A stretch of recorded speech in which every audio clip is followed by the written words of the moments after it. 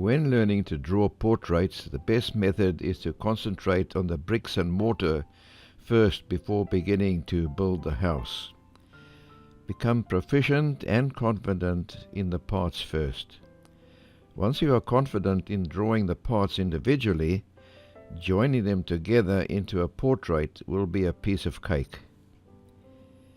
There will be 3 videos on drawing the nose.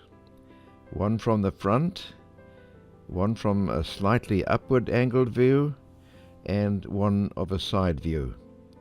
Each one has its own set of challenges.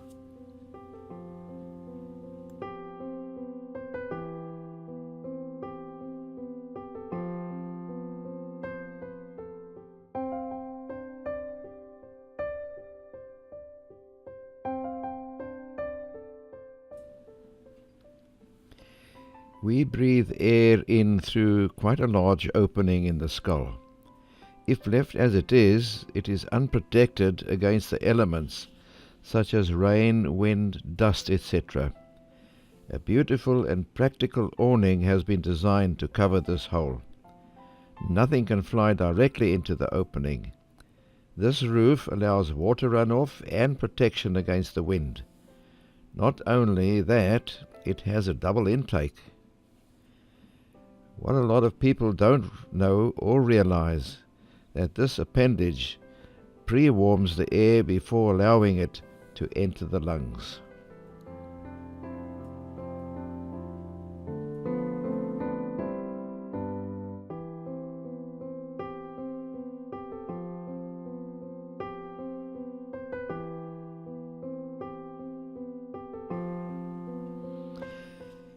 The eyes will only partially be indicated so as to show the relative perspective and relationship one to the other. It is best to take one's time with the initial layout, as this saves possible heartache later in the drawing. This sketch of the nose took just over 30 minutes from start to finish.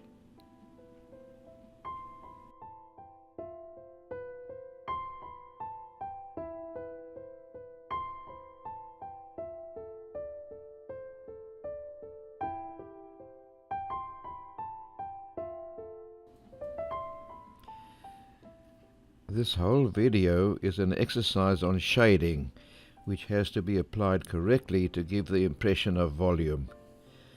I start off with a 2H pencil with a long point, held almost flat against the paper. Apply the majority of the shading in a circular motion to avoid streaking. Now gradually build up the tonal ranges using a very light pressure on the paper. Also constantly move your eyes from the drawing to the photograph and back. You must constantly be comparing your work against the photograph.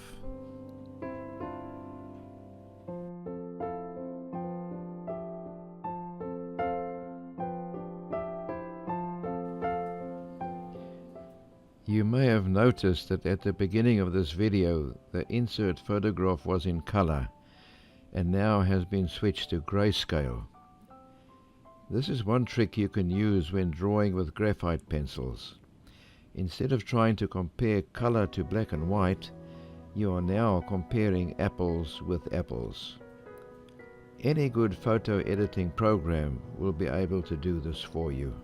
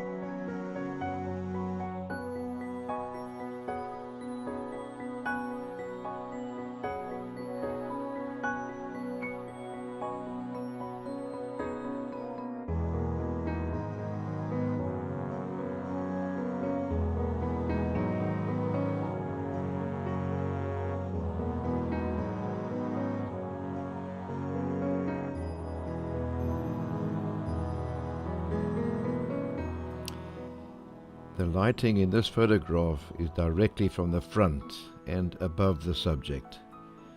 There is even lighting on either side of the face, and the shadow under the nose is a dead giveaway.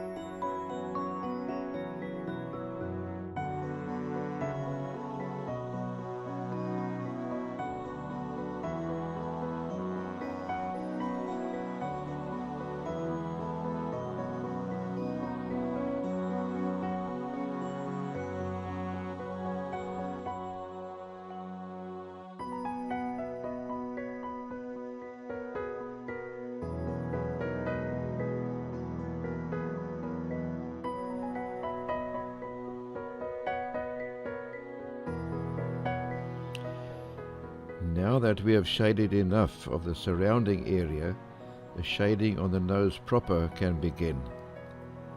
Do this gradually by building layer upon layer. Build up enough of the tonal values to get a feel for the volume of the nose. We will finish off later.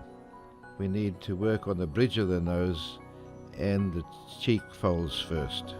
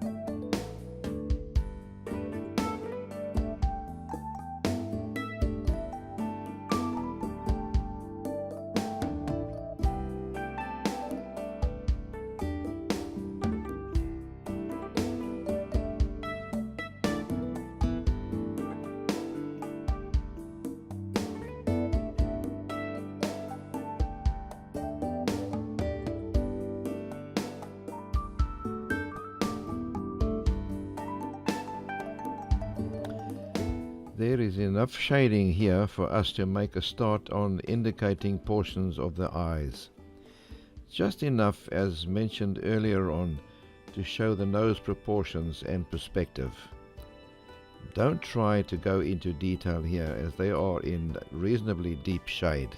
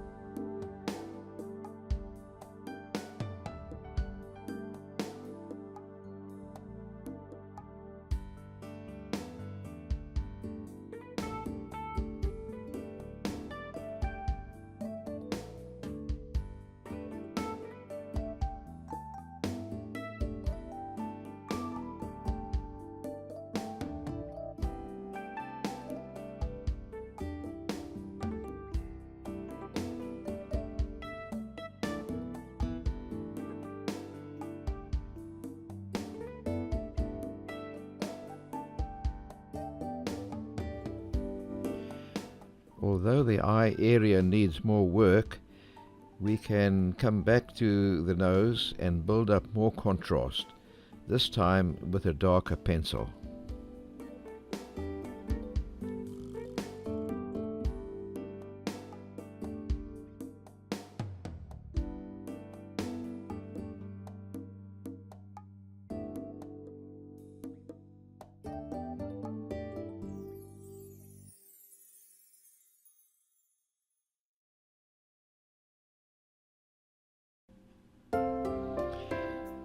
The putty rubber or kneaded eraser comes in handy when regulating the various contrasts. More than often, a gentle tapping does the trick.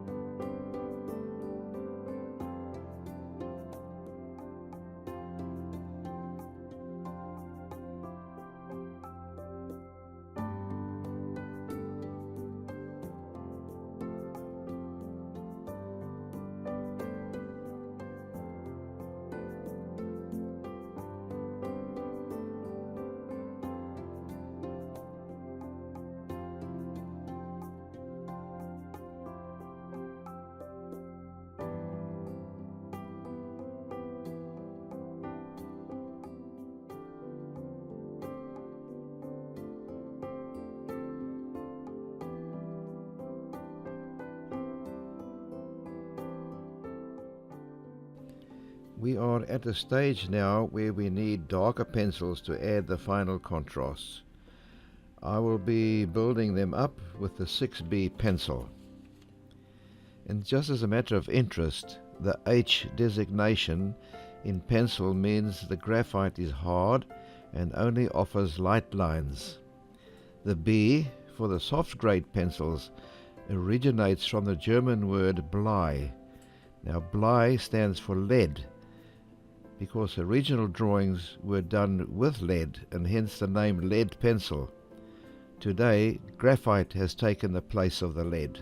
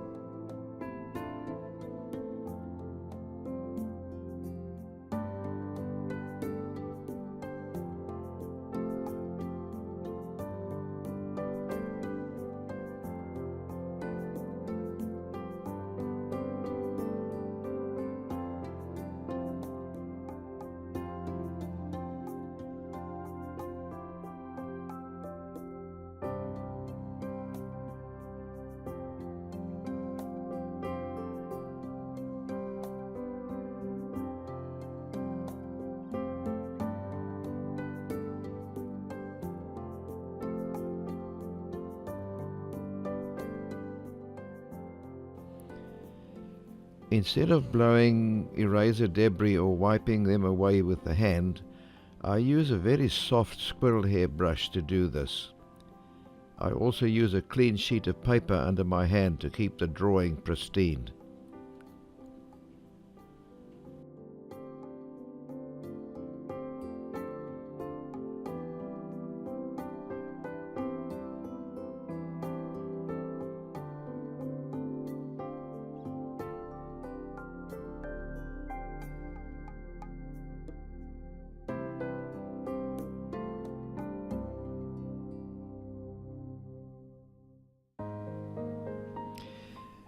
This last stage is where I go over the drawing and do any final touch-ups I feel is needed before finally putting the pencil down.